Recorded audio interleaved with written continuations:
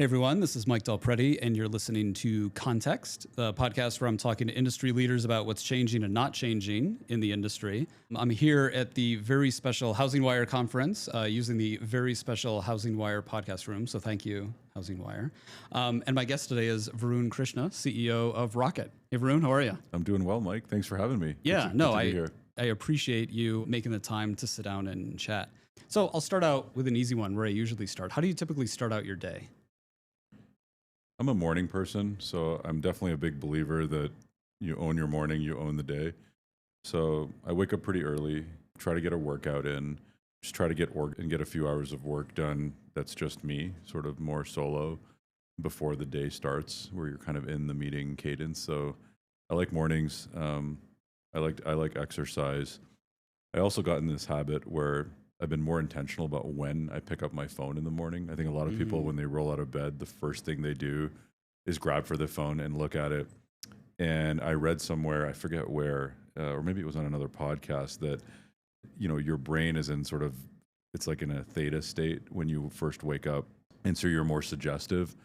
And so if you can kind of create a little bit of routine around how you take more intentionality out of your day, and so look at your phone when you have decided you're ready to look at your phone, then the things that you absorb and process become in your container instead of the phone, you becoming in your phone's container. So I don't know, I geek out about little stuff like that, but I'm a big morning routine guy. Yeah, that's great. How long can you typically go between waking up and checking the phone?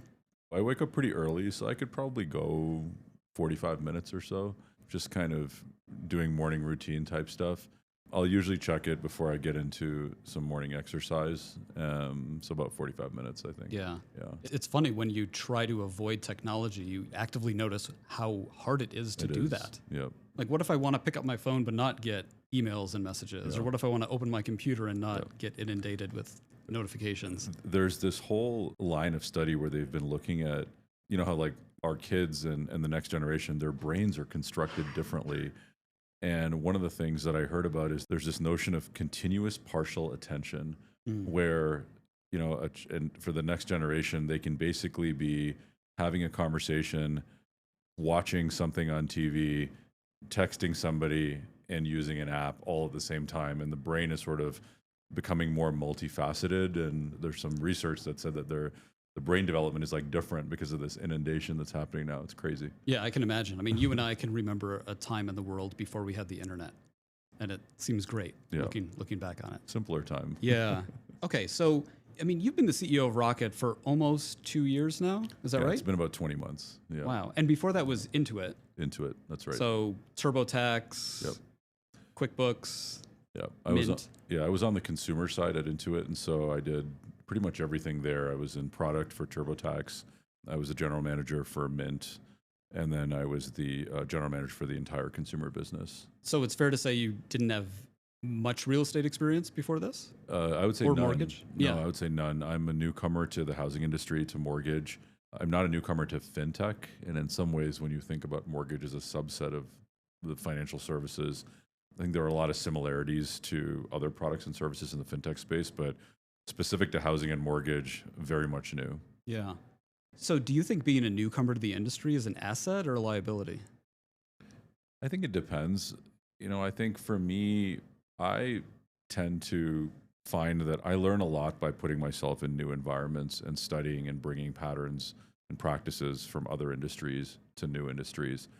And so I think over my career, I've worked on mobile applications, games, developer tools, e-commerce applications, small business software, payment software, point of sale, taxes.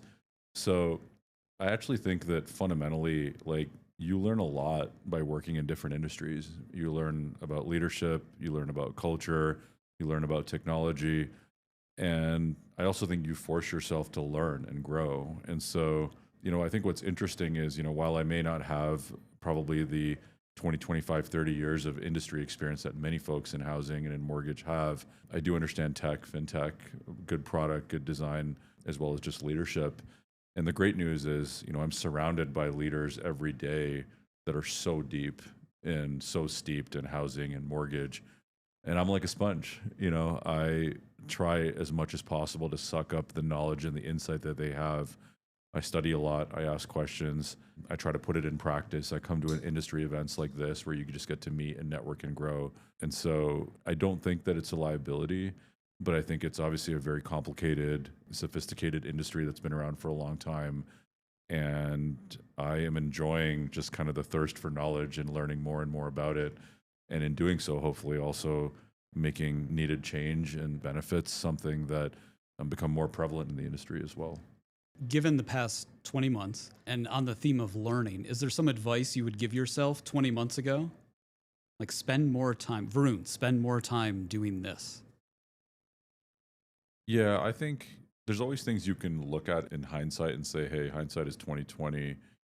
I think the biggest thing I would say is I wish I had spent more time externally in the industry. Like I spent a lot of time going very deep into how the company runs, the ins and outs of the mortgage journey, the software that our mortgage bankers and sales teams are running on the floor, the investments that we're making in data and technology, our go-to-market campaigns.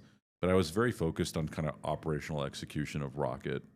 And I had sort of a limited schedule around learning from the outside. In fact, there were a few places where I specifically learned that led to conversations with Jay Bray and Glenn Kelman.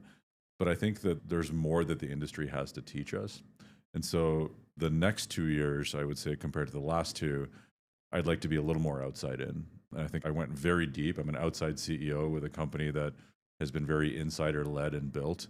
Our past two CEOs have, over 25 years in the industry. And prior to that was our founder. And so, my predecessors have all spent 30 plus years at the company. So I would say that it was kind of intentional that I have a lot to learn. And that's why I went very deep in understanding the inner workings of Rocket, the culture, the legacy. And I think that looking ahead, I'd like to go more out into the industry and get to meet more folks who are more on the bleeding edge and just learn from them as well. Is there something you know now that you wish you knew back then when you started? I think probably the biggest thing is the appreciation for the different parts of the funnel, like the fundamental mechanics of the business. And I think that like it was obvious to me that one of the challenges of housing is that it compared to say like pure software or pure technology is that the margin profile of the products and services that you build are completely different. Like in software products like TurboTax as an example, DIY software primarily, the margin profile is like 90 to 95%. In home ownership, the margins tend to be more in sort of the single digit, and it's because there's a very heavy kind of operational workflow. And so the thing that I sort of realized that became a bit of an aha moment for me is that the lifetime value to customer acquisition cost ratios need to be different to be able to put more of a dent in the industry. A consumer is sort of moving from part and parcel of one funnel to another funnel, and they're actually navigating multiple industries that don't connect with each other, that don't cooperate with each other, and the consumer ends up with all kind of the friction. And what I realized in the latter part is that the only solution is to connect the pieces together. It is definitely a case where, the whole is greater than the sum of parts. And, I shared a little bit of this when I was on stage a few minutes ago, but there's an adversarial dynamic in the industry that just seems ludicrous to me. Adversarial between who? Between everybody.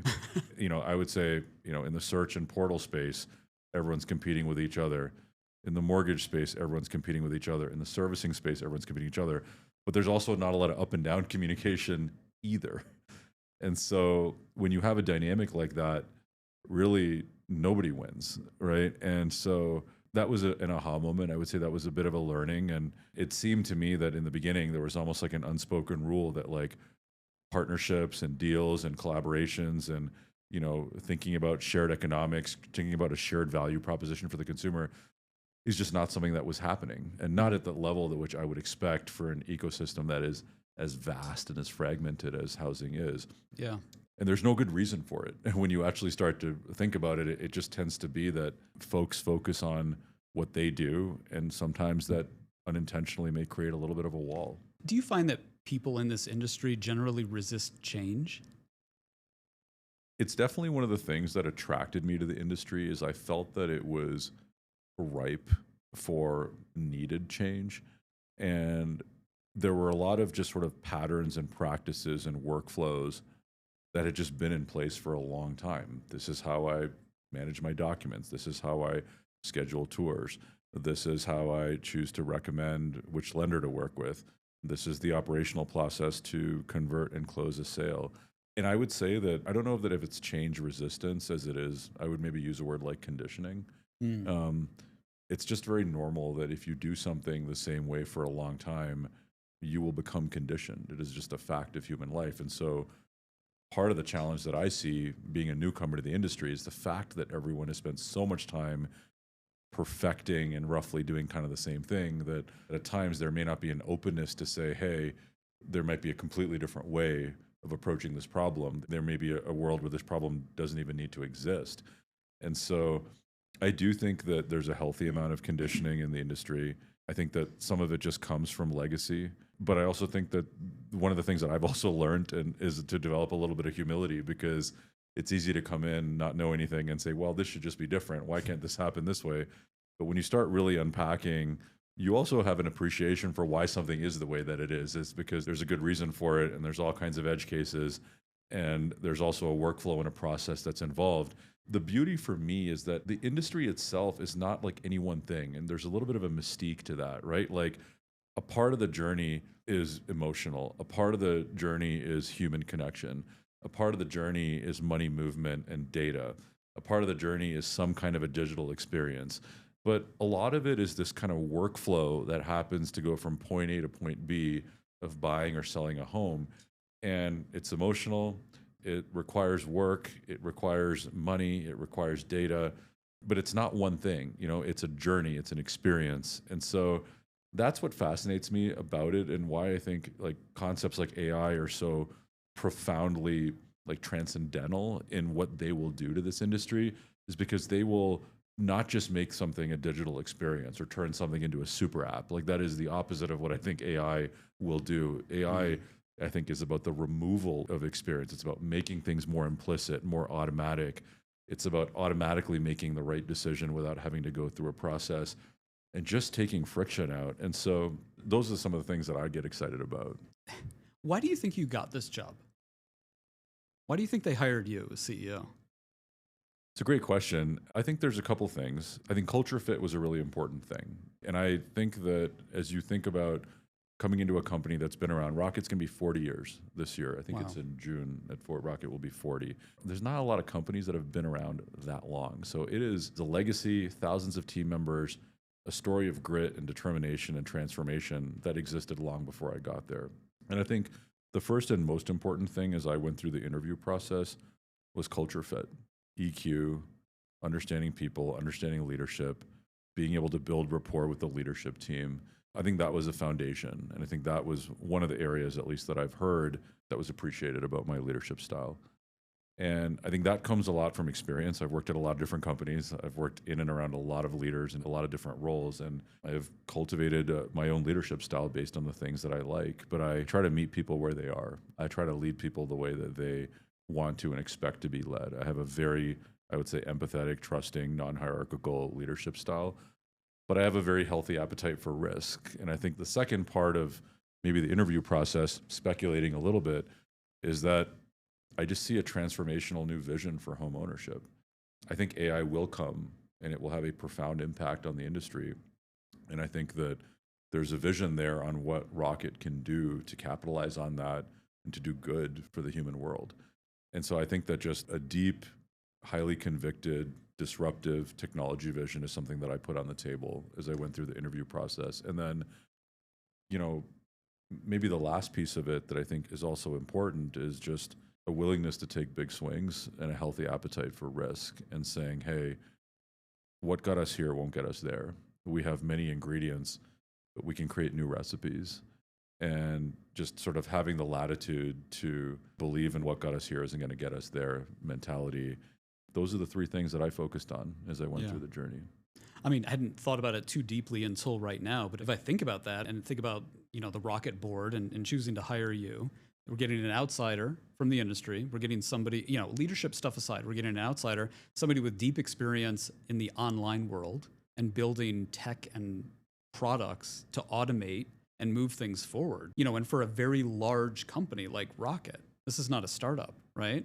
That's a really clear signal of intent Yeah. of where the leadership team and the ownership believes the industry should go, will go, wants to drive. Yeah. That's super exciting. Yeah, thank you.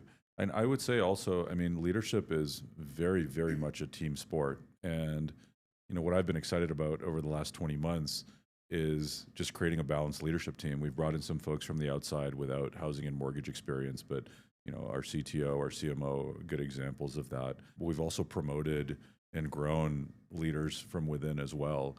And what I love about being a CEO at Rocket is just having a very balanced leadership team, a leadership team that supports each other, that wants to win together, that will go through the trenches together. I think that's one of the rare things about Rocket that I'm very proud of. So on that, I'm kind of an org chart nerd. How have you structured, your direct reports and the org chart to match the strategy of where you want Rocket to go? Yeah. I mean, I think the simple answer is we organize around the client funnel. And so we try to map the areas of ownership and leadership for the team against the journey that the client and the consumer goes through. So, I'll give you an example. Mortgage banking, client operations, and title are part of a pretty tightly integrated workflow around origination. So that is streamlined under a leader. Thinking about products and pricing, how we hedge, and how we think about rate sheets and terms, and how we manage risk. I mean, those are all very synergistic, and those are aligned around a single leader. Servicing, is an end-to-end experience that covers not just the experience of making your payments or collecting escrow or dealing with property taxes and forbearance, but also thinking about the recapture synergy. So we have kind of a vertically oriented structure that's focused on these verticals that represent the operational mechanics of the journey that the client goes through.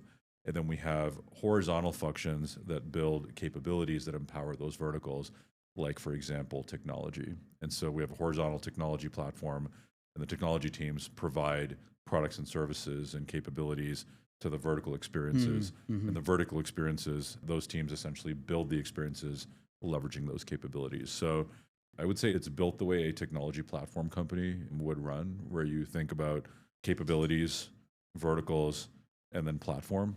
Yeah. And that's kind of how we're organized as well. Okay. So in this world of the end-to-end ecosystem, the concept that I think a lot about is different versus better. And I think, say, up to this moment, we're in this different, right? If I go with company X or company Y, it's the same fundamental product, right? They're non-differentiated. So why would I go there? But I would assume that for your strategy to be successful, we need to move from different to better. So give me a sense as to your vision for how you make it better, and try not to tell me what I might read on a press release. Yeah. So when I went to Intuit, one of the things that I really am grateful for about my time there is that I got schooled in the art of what they call customer-driven innovation. And the concept behind customer-driven innovation is very simple.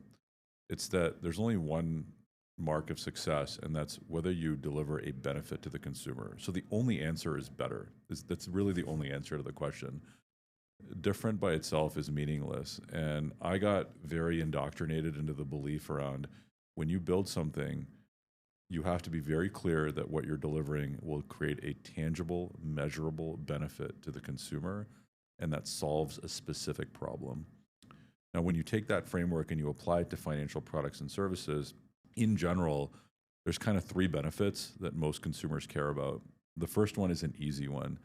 They want to save the most money or make the most money. And so, having the lowest fees, having the lowest rate, or being able to have the best rate if it's an investment type product, that's kind of the first benefit. The second benefit is around ease, which really has to do with the removal of friction, right? Don't make me type in stuff more than once. Make it easy to grab all of my data. Notify me when something is done. Don't make me do work. Don't make me think, right? And so that's kind of the second quantifiable benefit. And then the third one, which is, I think, a little bit harder to measure, is an emotional benefit of confidence and certainty. And I think these three benefits are at the intersection of the greatest and most successful financial products of our time, right? They provide value, they provide ease, and they provide certainty. And so when you take that pattern, which I think applies to any financial product or service, and then you apply it to something like home ownership, That's where we see Rocket going. We want to be able to have a platform that offers consumers the lowest fees and the lowest cost on the process of buying a home. We want to make the entire process as frictionless as possible, whether it's searching for a home, working with a realtor, providing your data, going through underwriting, title, closing. We want to make all of that automatic and personalized. We want to do it faster. We want to make it easier. And then lastly, we want you to have confidence that anytime you work with Rocket, you're guaranteed to close. You're guaranteed to get the outcome that you want, and you will get it faster with the best value. And so our vision is quite simply to deliver that. It's to build an end-to-end experience that's fully integrated, that allows these three benefits to shine for the consumer. And if we do right by the consumer, we think implicitly that means we're going to do right by the realtor, the mortgage broker, and any other player in the industry as well. Does the middle one, ease, actually matter? Because in this industry, in real estate, right, I fall in love with a house. And I'll kind of jump through whatever hoops I need to do to get there. It's like going to the DMV. If you want a license, you have to go to the DMV. It doesn't matter if it's useful. So are you kind of banking on positive vibes and word of mouth experience? I think ease is incredibly important, because I think today when you think about a financial product or service like buying a home, it is one of the most complicated financial transactions you have to do. Let's just use a simple example of collecting your paychecks. Let's just say you work for a company. Do you know like what your account login is for your ADP account to go get your paycheck? Most people don't. Well, you got to do it once in the beginning of the process, and you got to do it again at the end of the process, and you might need to do it a third time. But it's like, it's nonsensical to me that you have to do that. I mean, there's a technology that powers that. There's a service and an API that exists. Why can't it just happen automatically? Right. Or let's look at the process of closing. I mean, everyone's probably had that experience maybe to sit on a desk where a notary comes to your desk or whatever with a giant stack of papers, and you have to sign your name 150 times. Why? You know, like, is there no other way to make that process digital? Or, I mean, you're going to sign it, right? You know, so like those are just two very simple examples, but there's a lot of cost, right? That ease, it's not just about making it frictionless. I mean, there's a cost that goes into finding that notary, printing the documents, bringing them to your home, signing them, and you're paying for that. I mean, that might be $1,000 a fee there. So to me, I think with the creation of ease comes the removal of cost. And so that's why these benefits are not individual. They're very intertwined. They strengthen and they reinforce each other. If you take friction out of the system and you automate things, there's less cost that's in the system that allow you to deliver a benefit. So you can do something faster, but you can also do it cheaper. So I think in home ownership, ease is particularly important. I mean, this is the reason that TurboTax wins. And by the way, ease is a relentless process of innovation. It's like a workflow. It's like looking at a mortgage banker and observing that they're spending 3 extra minutes doing this task because they have to have this window open. And if you were to remove that task, they might be able to serve one more client or one more phone call. So it's very detailed and minute, and I like geeking out over this stuff, because solving operational workflows versus just building digital products is a totally different animal. I mean, you really have to study time and motion. You have to observe people working. You have to look at what screens they're looking at, when they check their phone, what they use their phone for versus their computer. So I think ease in some small ways can have incremental improvement, but when you add up all of these inches, I mean, and you can shave a couple of days off of a turn time, or you can take like 5 or 6 tasks that a consumer would have to do and make that zero. I think it's a worthy pursuit. Okay, so last angle to discuss here is innovation. We were talking about this before we started recording. You work at a big company, I worked at a big company in the past. How do you get a big company to innovate?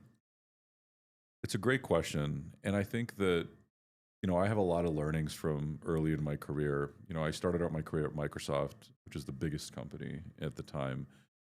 And it was an issue then. And I think there's 2 things that kind of get in the way. The most important thing is to, I think, be true to the identity of the company. I think what some companies get wrong is they're like a mature company and then they try to become young. Or they're a young company and then they decide to become mature. Or they're somewhere in the middle and they have this kind of identity crisis. And I think one of the things that I've learned over the years is you cannot escape who you are at the very core. So you have to be very true to your culture. And I think that that's one thing, is that like Rocket's culture is incredibly strong, and it's an incredibly strong foundation, but it is foundationally a culture of restlessness. It is a culture of disruption. It is a culture of empowerment. It is a culture where creative thinking is valued. And that's important. And that existed long before I got there. But that to me was like, we can do a lot with that ingredient. I think the second thing that's important to innovate is that you have to create outside inspiration. And that was an area that we did not do enough of. You have to spend time bringing in leaders from the outside that have a take. You have to get folks in your organization to spend time with companies that are not in your space. And so like you have to make sure that your product team and your engineering team is downloading apps. And so I really try to role model that behavior, because I think it starts at the top, is that if you have the time to be in the details and you have the time to bring outside inspiration and you're posting about articles and things, then you can say, well, why isn't everybody else doing the same? And so I think outside inspiration is really important. I think having a culture that reflects openness to disruption, that welcomes contrarian thinking is important. And then I think the last piece of it that's important is just like rigor. Like, you know, to run a large company with thousands of team members, you can't run it in a way a startup runs. I mean, you have to create operational rigor, you have to create accountability, and you have to make sure that you take big swings. I think when you get to a certain size and scale, you cannot organically grow. You have to think about inorganic. You have to think about distribution differently. There's another saying that I love, which is that first-time founders think about product market fit. They think about how to go from 0 to 1. But second-time founders really think about scale.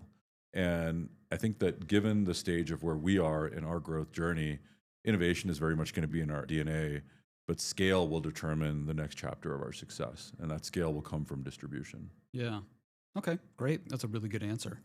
As we wrap up here, I want to share an observation. I think Rocket is one of the only companies out there whose core strategy is encapsulated in an 80s pop song. Are you aware of that? I'm not. You have to tell me. The song Alone by Heart, the chorus is Rocket's strategy. How do I get you alone? And every time I hear that song, I think about you guys. I mean, that's the whole thing, right? You wake up every morning, you got to be thinking, how do I get these people alone, right? Make it faster, make it cheaper, make it easier. Yep, well said. I like that. There we go. I like that. Thanks, Mike. Any final words of wisdom before we wrap? No, I would just say, Mike, I mean, kudos to you for having this podcast. I've been a fan and a listener since I started in the industry. I think what you're doing and what others are doing at events like this are so important. I think creating solidarity, I think creating togetherness, I think creating opportunities where innovative thinking, partnership opportunities can thrive are going to be the way forward for all of us. And so thank you for having me. I look forward to it. And I look forward to being on again at some point in the near future. And thanks for all that you do for us. Awesome. Well, thank you very much. I really appreciate it. My pleasure. All right. I'm Mike Delprete. You've been listening to Context. If you want to check out more of my podcasts or research, head on over to my website, mikedp.com. Thanks.